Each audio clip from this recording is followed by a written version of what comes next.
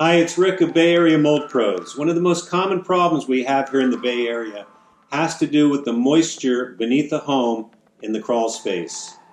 This morning I went out on a mold inspection in the city of Berkeley below the university. The home was a 1960s vintage home, and the tenant living there noticed what she thought was black mold on her walls.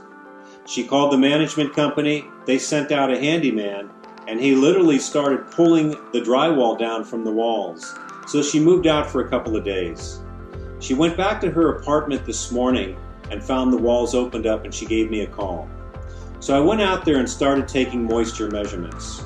I found that not only was the framing wet, I'm talking about the studs in the walls, the plates on the walls, all the way down to the subfloor, into the hardwood, and the substrate beneath the bathroom tile, all saturated.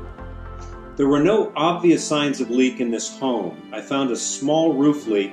You could see it coming down an ABS vent line, so that was a small leak. It did not account for what we found in this apartment.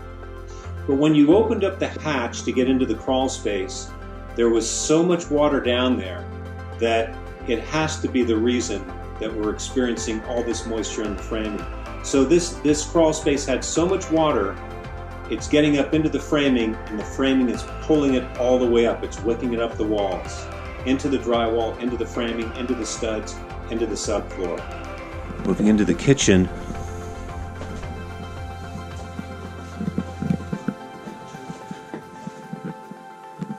the day that the tenant moved out, the management company came in here and started pulling out cabinets and opening up the walls.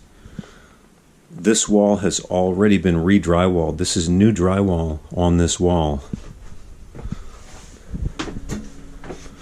The problem is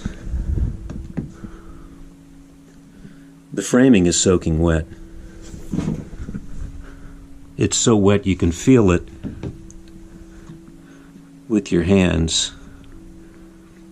But this framing is just completely saturated with moisture, and they had already covered this back up with new drywall.